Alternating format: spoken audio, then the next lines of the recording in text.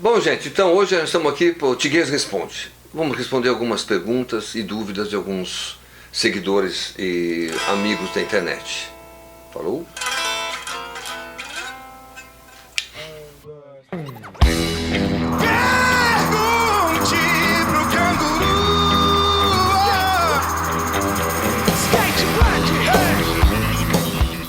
Bom, então, vamos responder aqui uma dúvida do nosso Michael Lopes, ou Michael Lopes, sobre ele comprou uns captadores MG, como ele falou que tem 4 fios, então 5 fios, possivelmente deve ser o MG HZ.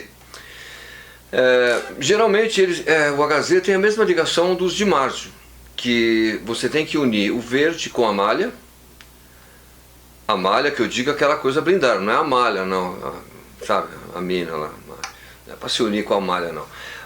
Você une a malha com o verde, une o branco e o preto, e o vermelho vai no positivo, no caso do MG-HZ, que é a mesma coisa que o de Marzio. O Semordank já é um pouco mais diferente, é um pouco assim, tipo, o verde mantém no terra, aí você une, se eu não me engano, o vermelho e branco, une os dois e deixa isolado, e o preto vai para o positivo. É alguma coisa que eu lembro, assim, são vários tipos de ligações, né? Isso assim, são os básicos, mas geralmente quando você compra um captador, vem com as indicações de qual é o centro das bobinas, que é para você deixar ele single ou humbucking. Às vezes você quer fazer ele single, então você tem que saber onde é o meio, para você escolher o lado da bobina que você quer, então você tem que saber qual que é o single, o centro da união das bobinas, que geralmente, no caso aí que eu estou falando para você, é o preto e branco.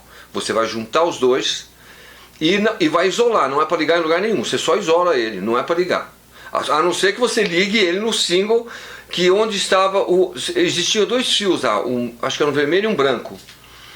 Se eu não me engano, o vermelho vai na chave, e o branco vai no lado na chave do outro lado, que é para fazer a ligação de single. Eu não tenho certeza, porque eu tenho que ver a guitarra na mão, porque são muitas guitarras, mudam muito os esquemas, tá? Então, mas é isso aí. Onde era o fio que separa a bobina, é o preto e branco, e o vermelho é o positivo. Se na ligação anterior, no seu caso, o branco que ficava junto com a seleção de captadores, então você tem que botar o vermelho no lugar do branco. Eu não vou lembrar, mas é que eu estou vendo as perguntas aqui e estou tentando responder. E a respeito de algumas outras dúvidas das pessoas, é sobre a escala, né? Uma escala longa, uma escala um pouco mais curta, uma escala média.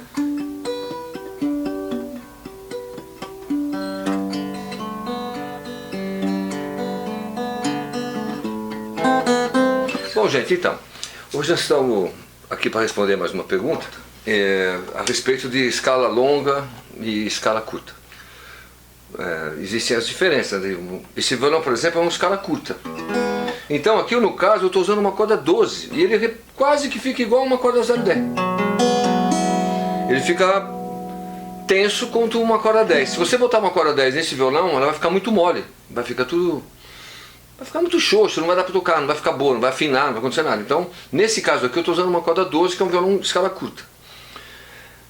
Essa é uma das diferenças. E o som fica, apesar de ser um violão pequeno, ele tem um super som.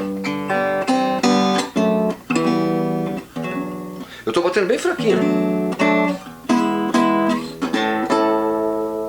A corda está um pouco velha, né? Mas é só para entender mais ou menos.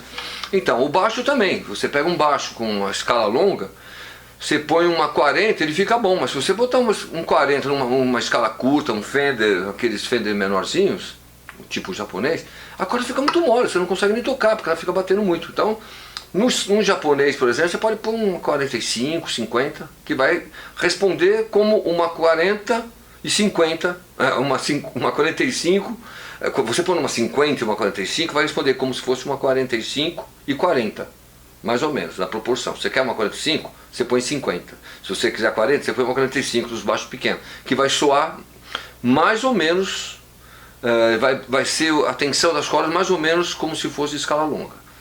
Mas é isso, a diferença é basicamente essa. Agora o som, se tiver nas proporções dos captadores, na mesma proporção de medidas, os timbres vão ser iguais. Eu estou fazendo um baixo para um amigo meu, bem pequenininho, quer ver só? Deixa eu mostrar para vocês. Esse daqui, no caso, não fui eu que fiz, tá? Foi um outro luthier. Esse baixo aqui é do Zé, meu amigo de longa data. Eu vou fazer para ele, inspirado nessa escala, nesse tamanho de escala, porque ele quer bem pequenininho, tá vendo? É um baixo, ó. É quase o tamanho do violão. Praticamente do tamanho do violão. Mas, então, ele aqui, ó, tá com uma corda 45, ó. Um pouco desafinado também, mas não tem problema. É só para explicar. Então, eu vou fazer para ele um Fodera, nessa mesma configuração. Já estou com o molde mais ou menos e vou tirar uma escala dele. Vai ter 24 casas e tal. Mas depois que você tiver com esse baixo, você vai pôr uma 45, aqui ó, uma 50, ele vai soar como se fosse um baixo comum com 45, porque ele vai ficar bem curtinho. É basicamente essa a diferença da escala longa e escala curta. Existe, tipo do violão, existe o violão tenor, que não tem nada a ver com escala curta. O violão tenor é outra afinação, é outra coisa, não tem nada a ver, é outra coisa.